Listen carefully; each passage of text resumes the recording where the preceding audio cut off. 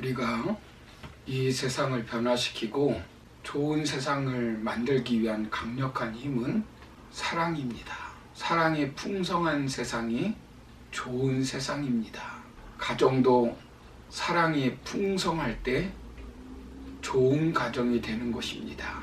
교회도 사랑이 풍성할 때 좋은 교회가 될 수 있습니다. 우리가 직장 생활할 때도 사랑이 풍성한 직장이 좋은 직장이라 할 수 있습니다.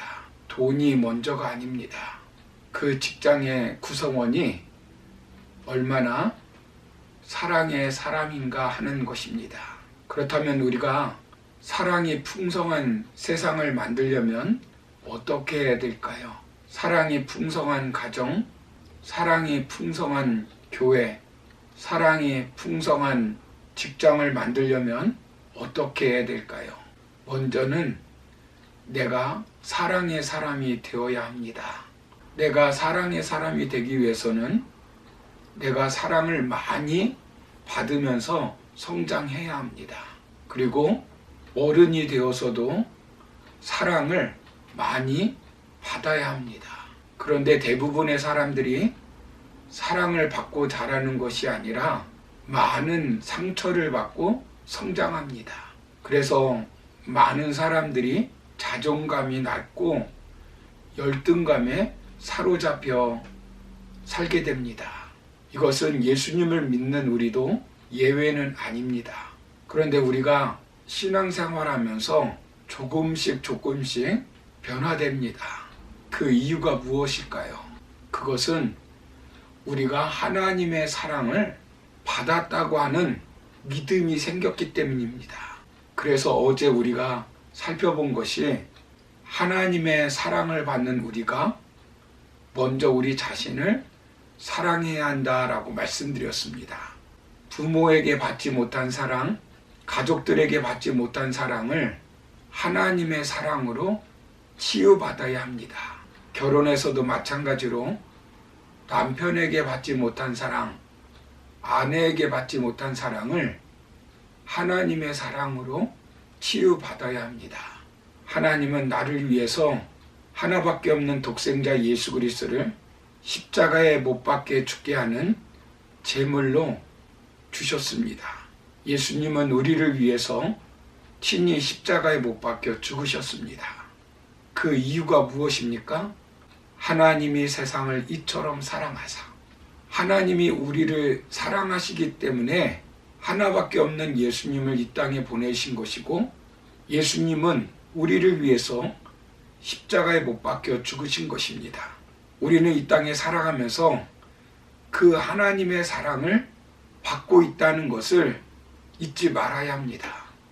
그리고 그 하나님의 사랑으로 인해서 나 자신을 더욱 사랑해야 합니다. 우리가 이 세상을 변화시키기 위해서는 하나님의 사랑을 받은 우리가 나 자신부터 사랑하는 삶을 살아야 합니다. 그리고 오늘 두 번째로 살펴볼 것은 우리가 우리를 사랑하시는 하나님을 사랑함으로 사랑이 풍성한 세상을 만들어야 합니다. 본문 30절을 보시면 내 마음을 다하고 목숨을 다하고 뜻을 다하고 힘을 다하여 주 너의 하나님을 사랑하라 하신 것이요 라고 말씀합니다. 마음과 목숨과 힘과 뜻을 다해 사랑해야 할 분이 누구입니까? 바로 하나님이십니다. 나를 사랑하는 것에만 멈추면 안 됩니다. 이것은 믿지 않는 사람도 할 수 있습니다. 계명 중에 첫째는 하나님을 사랑하는 것입니다. 자기 사랑보다 이웃 사랑보다 더 우선되어야 될 것이 하나님의 사랑입니다. 마음을 다하고 목숨을 다하고 뜻을 다하고 힘을 다하여 사랑해야 될 분이 주 너의 하나님이라고 말씀하십니다. 마음은 존재와 인격의 중심입니다. 뜻과 힘이 발생하는 근원입니다. 목숨은 사람이 가장 소중하게 생각하는 생명입니다. 뜻은 인간 지성의 중심일 뿐만 아니라 기질과 마음가짐의 중심입니다. 힘은 영적, 육체적 활동력을 모두 포함한 전인적인 역량입니다. 이 모든 것을 다하여 사랑하라고 말씀하셨습니다. 전인격적으로 하나님을 사랑하라는 것입니다. 미국 예일대학교 심리학 교수인 스탠버거는 사랑에는 친밀감, 열정, 헌신 이 세 가지 요소가 있다고 말합니다. 우리가 하나님을 사랑할 때 친밀감과 열정, 헌신이 있어야 합니다. 모든 사람이 이렇게 하나님을 사랑한다면 이 세상은 얼마나 풍요로운 세상이 될 수 있겠습니까? 얼마나 세상이 사랑으로 풍요로운 세상이 되겠습니까? 다윗은 바로 그러한 사람이었습니다. 다윗은 시편 18편 1절에서 나의 힘이 되신 여호와여 내가 주를 사랑하나이다 라고 고백하였습니다. 여러분 힘들고 어렵습니까? 삶의 힘을 잃었습니까? 사랑할 대상이 없습니까? 우리는 삶의 현장에서 지치고 힘들 때 하나님 사랑합니다. 이런 고백을 하면 눈물이 나고 새 힘이 솟아날 것입니다. 설거지를 하면서도 사업을 하면서도 예배를 드리면서도 직장 생활을 하면서도 자녀들을 교육하면서도 하나님 제가 하나님을 사랑합니다.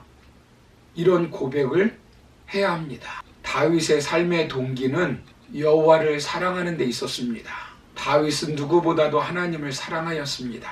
다윗이 지은 시편을 보면 다윗이 얼마나 하나님을 사랑하였는지를 금방 알 수 있습니다. 다윗은 어떤 일을 당해도 하나님의 사랑과 자신의 삶이 분리되는 삶을 살지 않았습니다. 그는 전쟁에서 이겼을 때도 사울 왕을 피해 도망 다녔을 때도 왕이 되었을 때도 자식에게 반역을 당했을 때도 자기 마음대로 처신하거나 행동하지 않았습니다. 골리앗이 하나님을 조롱하는 것을 참지 못하였습니다. 그 많은 사람들은 하나님이 조롱을 당하는데 침묵하였습니다. 그러나 다윗은 하나님을 너무나 사랑하였기 때문에 침묵할 수 없었습니다. 상대는 장군이고 키는 장대처럼 크지만 조그만 돌을 가지고 싸움에서 이깁니다. 사울이 다윗을 죽이려고 합니다. 다윗도 자신이 사울 왕을 죽일 기회가 많이 있었습니다. 그러나 다윗은 사울 왕을 죽이지 않았습니다. 왜 그렇습니까? 하나님이 세우신 왕이라고 생각하였기 때문입니다. 하나님을 사랑하기 때문입니다. 다윗의 생애를 보면 참으로 놀랐습니다. 얼마든지 복수할 수 있고 죽일 수 있습니다. 그런데 한 번도 부당한 방법으로 복수하지 않았습니다. 부정적인 이야기를 하지 않습니다. 그가 그렇게 행한 근본적인 이유가 무엇일까요? 다윗이 하나님을 사랑하였기 때문입니다. 하나님을 사랑하면 강력한 힘이 나옵니다. 엘버트 슈바이처는 인간에게는 행복을 위한 세 가지 조건이 있다고 말합니다. 첫째는 할 일이 있어야 인간은 행복하고, 둘째는 바라는 것이 있어야 하며, 셋째는 사랑할 대상이 있을 때 사람은 행복할 수 있다고 말합니다. 우리가 사랑해야 할 첫 번째 대상은 누구입니까? 바로 하나님이십니다. 예수님은 가장 우선순위는 하나님을 사랑하는 것이라고 말씀하셨습니다. 예수님께서 주님을 부인하고 저주까지 하고 도망간 베드로에게 부활하셔서 첫 번째 회복하는 것이 무엇입니까? 베드로야, 네가 나를 사랑하느냐? 3번이나 이것을 물어보는 것입니다. 사랑의 동기를 회복하는 것입니다. 그리고 사역을 맡깁니다. 모든 것은 주님을 사랑하는 마음의 동기로 해야 하기 때문입니다. 하나님께서 믿음의 조상 아브라함에게 그의 아들 이삭을 바치라고 하는 동기가 무엇이겠습니까? 네가 100살에 낳은 아들 이삭보다 나를 더 사랑하느냐 하는 것입니다. 이 시간 모두가 고백할 수 있기를 바랍니다. 하나님, 제가 하나님을 사랑합니다. 하나님, 제가 하나님을 최고로 사랑합니다. 사랑하는 성도 여러분, 우리가 하나님을 사랑하면 세상은 풍성한 세상이 됩니다. 나 자신을 사랑하는 것에 멈춰서는 안 됩니다. 우리가 하나님을 사랑하면 사랑하는 만큼 세상은 사랑이 풍성한 세상이 될 수 있습니다. 그러므로 우리는 우리를 뜨겁게 사랑하시는 하나님을 뜨겁게 사랑함으로 사랑이 풍성한 세상을 만드는 주인공으로 살아가시길 주님의 이름으로 축원합니다. 감사합니다.